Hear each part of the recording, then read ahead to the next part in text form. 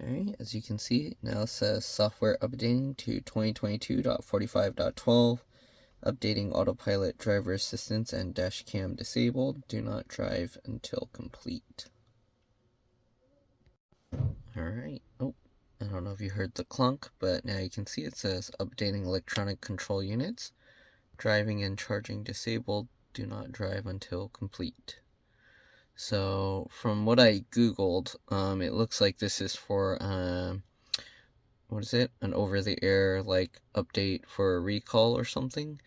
So we'll see what happens when it's finished. So it made some more clunk sounds, and now it's making some whirring sounds. I don't know if you can even hear that. Kind of sounds like a tape is rewinding, like one of those cassette tapes. Alright, we'll see when anything new happens. Alright, still says updating electronic control units. Alright, but these lights all turned on now. It was making some more clinking, clunking sounds. But other than that, it's still going. Alright, you can see it says finishing update. Okay. Driving is disabled. Do not drive until complete. Alright, the screen just shut itself off completely. So in a few seconds, the Tesla logo will probably come up. Yep. And we're just going to keep waiting. Okay, it's been several seconds now. The logo's still there. There we go, and it shut itself off. Okay, and it's probably going to boot up again, so yeah, see you in a bit. The logo just came back, and it's probably going to go for a bit more. The screen went off again. Oh, just flashed. It's doing some weird things. It was showing some blocky stuff. And now it says rebooting, driving disabled. Do not drive until complete. Right. And there we go. So hopefully the music's not going to randomly start playing. But there we go. It should pop up with the whatever you call, where it tells you what was updated. There we go. Took a little while. Okay, so release notes. I have a feeling like almost all this stuff is exactly the same. If you want, you can read it. I'm just gonna, slowly scroll up. Okay, I think this is new, Park Assist. I don't remember seeing this. Tesla Vision Park Assist provides visual and audio alerts of surrounding objects. This feature uses the occupancy network to predict high-definition outlines of objects 360 degrees around the car. Right? Tesla Vision Park Assist is for guidance purpose only and is not a substitute for an aware driver. Please be attentive and avoid obstacles as required. So that's new. I think I already had FSD beta 11.3.2, so nothing should be new here if you want to read all of that. My car actually has the radar sensor stuff in it, so I don't know if it still uses the Tesla Vision.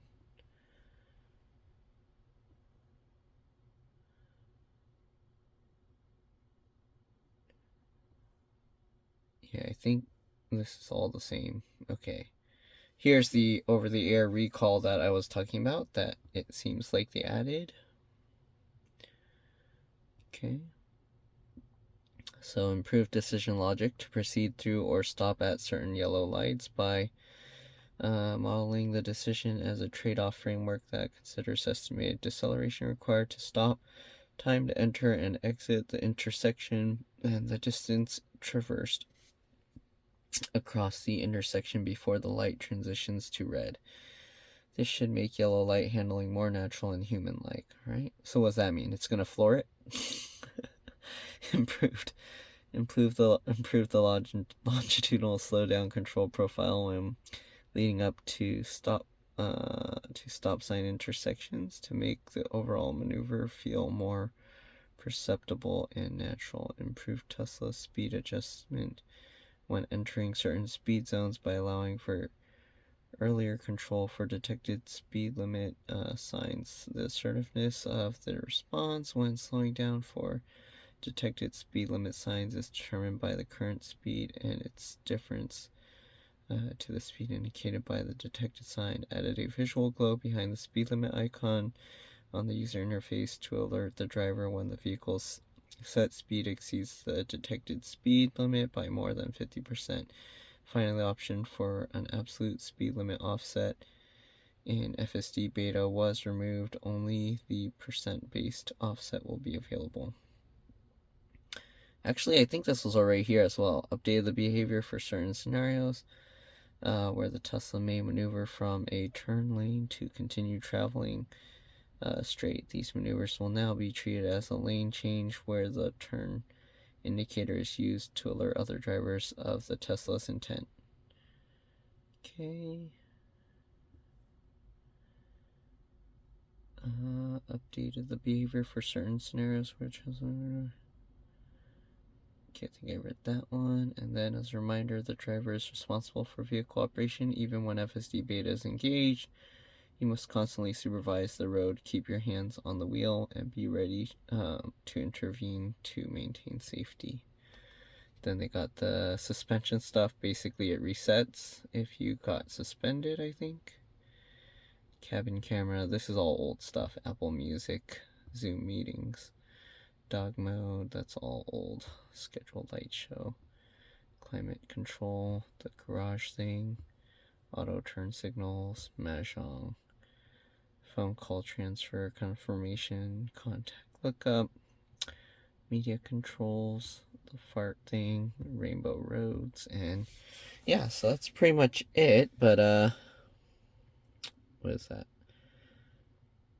Where do we go for that? Software.